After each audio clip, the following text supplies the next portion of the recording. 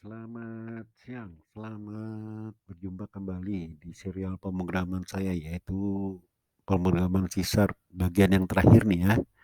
Untuk bagian yang terakhir ini yang berjudul dengan database. Oke, saya bacakan dulu ya. Saya jelaskan dulu. Selain dapat digunakan untuk pemrograman yang berorientasi objek, bahasa pemrograman C# juga dapat digunakan untuk pengelolaan database yang terdapat pada software DBMS atau Database Management System. Aplikasi yang memerlukan pengelolaan terhadap suatu database dapat diimplementasikan pada aplikasi berbasis desktop maupun yang berbasis website. Oke ya. Nah, terdapat banyak cukup software DBMS yang dapat di-download atau diunduh dari internet, antara lain MySQL, MariaDB, XAMPP, Apseri, dan lain-lain. Nah, untuk database pada pembahasan ini, saya menggunakan XAMPP ya, XAMPP. Di samping mudah digunakan dan menyediakan banyak fitur, XAMPP juga sudah terinstall pada laptop saya. Oke ya. Untuk panduan mengenai instalasi XAMPP, saya tidak akan menampilkan di sini karena akan menambah jumlah dari waktu tayang ya. Di samping itu juga udah banyak terdapat tutorial untuk install dari XAMPP ya, web server dari XAMPP. Oke, kalian lihat aja di internet ya, banyak tutorialnya dan itu pasti berhasil. Oke ya, itu tentang XAMPP. Sekarang kita lanjut. Sekarang database pada C#. Terdapat beberapa kelas yang dibutuhkan untuk dapat mengakses database pada C#, yaitu antara lain connection adalah merupakan keyword yang digunakan untuk menghubungkan dengan database. Lalu comment, keyword yang digunakan untuk mengakses query pada database. Data reader digunakan untuk mengenumerasi. Mengenumerasi maksudnya di sini membaca satu persatu hasil query ya dari database. Berarti fungsinya sebagai data row. Lalu data adapter digunakan untuk mempermudah berbagai macam operasi database, misalnya membaca dari database ke aplikasi. Lalu data tabel digunakan untuk menyimpan data dari database dalam bentuk tabel. Sekarang adalah dataset digunakan untuk mengelola sekumpulan data tabel. 4 kelas yang pertama ini yang di atas ini kalian lihat itu ya, dari connection sampai dengan data adapter, itu bukanlah suatu hal yang mutlak, namun merupakan kelas-kelas yang melakukan proses spesifik terhadap suatu database. Oke, itu ya. Kita lanjut ke MySQL connector. Selain MySQL, untuk dapat terkoneksi dengan C#, dibutuhkan pula sebuah konektor untuk dapat menghubungkan antara MySQL dengan C#, yaitu disebut di sini saya MySQL.NET Connector, ya. Bagi kalian yang menggunakan Visual Studio 2012 dan 2013, silahkan download versi terbarunya ya, 6.7.4 atau di atasnya. Sedangkan untuk yang menggunakan Visual Studio 2010, unduh yang versi 6.5.4. Oke. Nah, untuk kebutuhan MySQL connector di saya ini, saya mendownload yang versi 6.8.3, tepatnya MySQL connector 6.8.3 ya. Kalian lihat di situ bentuknya yang di kanan bawah ya, itu gambarnya. Oke ya. Kalian download lalu kalian install gitu ya. Gampang kan ya? Nah, oke. Setelah diinstal maka kita akan lanjut ke video yang berikutnya. Ya, di video yang kedua ini ya, itu adalah tentang menambahkan reference MySQL. Oke, apa itu ya? Saya bacakan dulu. Setelah kalian tadi menginstalasi MySQL connector, file MySQL connectornya, lalu hubungkan file MySQL pada reference di C#. Caranya kalian lihat ya, itu udah saya kasih instruksinya ya, itu ditulis. Kalian lihat ya pada tulisan yang sebelah kiri ya. Dari menu bar, klik Project, Add Reference, atau klik kanan pada Reference pada Solution Explorer dan klik Add Reference ya. Pokoknya saya udah kasih tutorialnya, kalian ikuti aja. Lalu akan muncul adalah kalian lihat nanti MySQL.date ya. MySQL data, sorry bukan date ya. Berarti itu menambah referensinya yaitu MySQL data. Lalu kalian klik OK seperti yang ada pada gambar di sebelah kanan. Ya, jelas ya.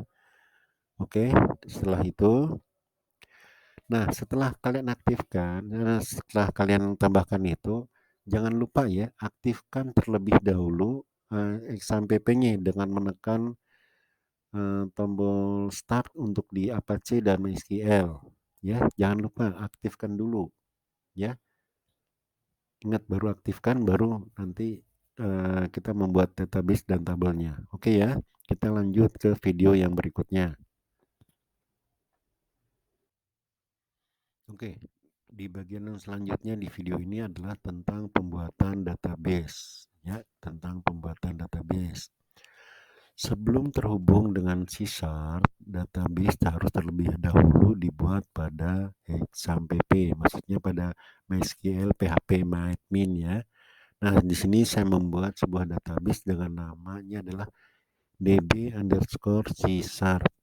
dengan tabel T mahasiswa, lalu saya masukkan datanya ya pada tabel tersebut ya, pada field di tabel tersebut dengan bentuk gambar seperti yang ada pada screenshot di video ini ya. Kalian coba masukkan dulu itunya ya.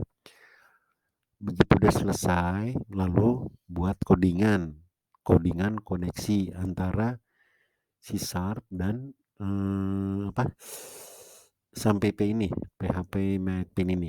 Oke, kita lihat video yang berikutnya. Ya, ini adalah bentuk codingan dan output dari koneksi antar C# dengan MySQL ya. Di sini saya bacakan dulu. Sebentar ya. Koneksi dengan database dengan C#. Untuk menggunakan database pada C#, maka harus terhubung ke database yang digunakan. Nah, untuk keperluan tersebut digunakan suatu objek connection. Nama objeknya connection ya. Nah, saya menggunakan di sini koneksinya adalah dengan MySQL connection seperti yang tertulis di codingan ya. Kita lihat di codingannya. Codingan adalah sebelah kiri ya, sementara outputnya adalah sebelah kanan yang berwarna hitam itu ya. Oke, kita lihat di codingan. Ada suatu apa ya di sini ya, suatu objek ini namanya string host, maksudnya ya host, user, password, database dan seterusnya. Nah, database karena sudah terbuat tadi yang di video sebelumnya dengan nama db_c#, lalu dimasukkan string const yang isinya adalah dari nama-nama ini, host, user, password dan seterusnya dan seterusnya. Lalu pada baris ke-23 tadi yang saya bilang di sini menggunakan MySQL connection keywordnya ya. Keywordnya adalah MySQL connection dengan variabelnya adalah adalah new MySQL connection, yaitu isinya adalah kalian lihat sendiri dari baris ke-25 try sampai catch.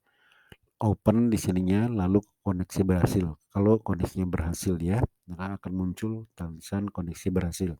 Ingat ya, saya ingatkan sekali lagi. Aktifkan dahulu SAMPP-nya, kontrol panel dari SAMPP. Jadi kalau sebelum memulai database harus diaktifkan dulu kontrol panelnya. Oke, balik ke yang tadi. Kalau koneksi berhasil maka akan muncul tulisan koneksi berhasil. Kalau gagal maka akan muncul tulisan gagal. Ya, oke, seperti yang kalian lihat pada layar screenshot sebelah kanan itu setelah di running ya. Di situ tulisannya adalah koneksi berhasil. Berarti udah bisa ya ini kan ya. Oke, sampai sini dulu pembahasan kita tentang database ya. Saya tidak membahas tentang CRUD atau apa. Saya tunggu respon dari kalian supaya lebih ramai lagi tentang CRUD. Maksudnya create, read, update, dan delete atau manipulasi database. Itu bagaimana? Karena ini panjang ya ininya untuk karena jam tayang di YouTube itu sangat terbatas. Jadi saya harus batasi juga tentang database ini. Bukan batasi ilmunya ya, tapi saya nunggu respon kalian. Kalau masih mau bikin, saya tunggu komenannya. Oke ya, next ke video berikutnya.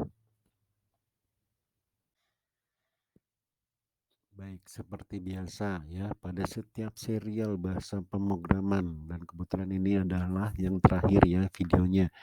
Saya berharap ya, sangat saya berharap nih kalian memberi jempol dan subscribe ya, supaya codingan kita tetap berjalan terus. Kalau nggak ada subscribe dan like-nya ya berarti kalian nggak ini dong, apa nggak apa kurang mengerti atau bagaimana. Tapi saya yakin kalian pintar kok ya, supaya kita makin berkibar terus ke depannya ya, supaya makin maju terus. Saya akan mentutor kalian dengan bahasa pemrograman lainnya ya. Kalau misalkan ada yang sulit atau yang kurang dimengerti pada tiap bagian ya, serial bahasa pemrograman termasuk bahasa pemrograman C# ini, kalian komen ya. Silakan, saya respon secepatnya. Oke ya, saya tunggu jempol, subscribe, share, dan komenannya ya. Oke, ditunggu loh. Supaya kalian juga makin pintar dan kita akan terus berkomunikasi di udara melalui tutorial ini. Oke guys, selamat bertemu kembali di serial bahasa pemrograman yang berikutnya. Sukses terus ya guys, selamat ngoding.